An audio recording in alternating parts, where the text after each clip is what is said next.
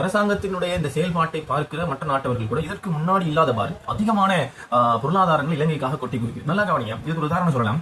உங்க ஏரியாவில் ஒரு பையன் இருக்கிறான், அவன் தருதலை, அவன் வந்து யாரும் பேச்சையும் கேட்கறது இல்ல, படிக்கிறது இல்ல, ஊரையே நாரடிச்சு அந்த ஏரியாவே நாரடிச்சிட்டு ஒரு தருதலைங்க. இவன் ஆக்சிடென்ட் பட்டு கீழே இருக்கான். இப்ப என்ன செய்வோம்னா, கொஞ்சம் அதிக இறக்கப்பட்டவங்க என்ன செய்வாங்கன்னா அவனை தூக்கி ஒரு ஓரத்திலே தூக்கி போட்டுருவாங்க. அப்படித்தான் ஆரம்பத்தில் இலங்கை இருந்துச்சு. இந்த அரசாங்கத்துக்கு முன்னாடி இருந்துச்சு. 2 பேர் நிவாரணம் தருவான், 4 பேர் வருவான், அதுவும் தேவைப்பட்டவங்க வருவா அப்படி இருந்துச்சு.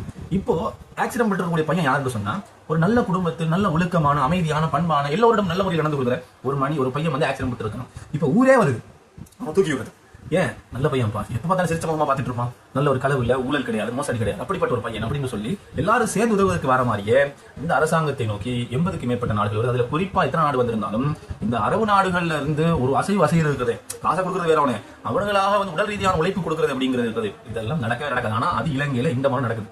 துபாயில இருந்து UAE இருந்து வந்து வாகனங்கள், அந்த மையத்தை எடுக்கிறதுக்கும் அந்த அவசரமான சூழ்நிலைகளுக்கு வேலை செய்வதற்குண்டான வாகனங்கள், லாரி, அந்த பிக்கப், அது எல்லா வகையான இடர்பாடுக்குள்ள இருக்கக்கூடியவர்களை உதவி செய்வதற்காக வழங்கி இருக்கிறது. துபாயில வாகனம் இலங்கையில ஓடுது. அப்ப அந்த அளவுக்கு இலங்கை வந்து ஒரு இறைவனுக்கு நன்றி சொல்லணும், ஒரு மிகப்பெரிய ஒரு நல்ல ஒரு நிலையில போகுது. இந்த அனர்த்தங்கள் மிகப்பெரிய ஒரு பாடமாக இருக்குது. எவன் நல்லவன் கெட்டவன் சொல்லி காட்டுது. இந்த கேப்புக்குள்ள கூட எதிர்கட்சி என்று சொல்லி ஒண்ணு இருக்குது பாருங்க. இவர்கள் வந்து பண்ற அளப்பறிகள் ஒரு புறம், அதை பத்தி நம்ம வேற ஒரு வீடியோகள் நம்ம வந்து தேவைப்படும் போது பேசலாம். நான் இதே வீடியோ பேசுறேன்னு சொன்னா பாராட்டப்பட வேண்டிய ஒரு முக்கியமான விஷயம், நீங்க வந்து ஒரு கட்சிக்கு அப்பால் இருந்து இந்த மனிதாபிமான ரீதியாக யோசிங்க. இந்த கட்சி NPPயோ JVPயோ என்று பார்க்காம ஒரு மன ரீதியாக யோசிங்க. பாதிக்கப்பட்டவங்களுக்கு எவ்வளவு சீக்கிரமா இப்படி கொடுங்க, இப்படி நடந்திருக்குன்னு சொல்வதும், அதே மாதிரி அரசாங்கத்தினுடைய தலைவர், அதாவது இப்போதைய ஜனாதிபதி பாராளுமன்றத்தில் என்ன காசை கொடுத்து உதவி செஞ்சாலும் கூட இன்று உயிருடன் இருக்க வேண்டியவர்கள் எங்களுடன் இல்ல, நடத்தல இருந்து விட்டாங்கன்னு சொல்லி ஒரு கவலைப்படுற அளவுக்கு ஒரு மனிதனுடைய பாதிக்கப்பட்டவனுக்கு 100% திருப்தி எப்படி கொடுக்கலாம், கொடுக்க முடியலனாலும் எப்படி கொடுக்கலாம் அப்படின்ற மாதிரி பணத்தையும் கொடுத்தாரு. மன ரீதியாக வேதனைப்பட்டதை, களத்தில் போய் என்னன்னு பார்த்ததையும், இந்த நிலைகளை இலங்கை அரசாங்க வரலாற்றுல எனக்கு தெரிஞ்சு யாரும் பார்த்திருக்க முடியாது. அந்த அளவுக்கு ஒரு இறங்கி போகிற வேலையை செய்கிற ஒரு அரசாங்கமாக இருக்கிறது.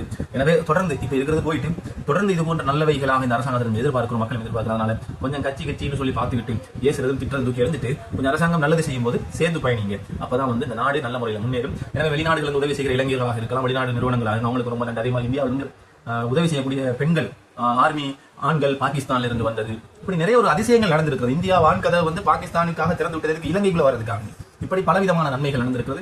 இலங்கையுடைய அனர்த்தம். அதனால் இறந்தவர்களுக்காக நாம் பிரார்த்தனை கேட்டவர்களாக தொடர்ந்து நல்லதை நடப்பதற்கு இறைவனை வேண்டுவோம்.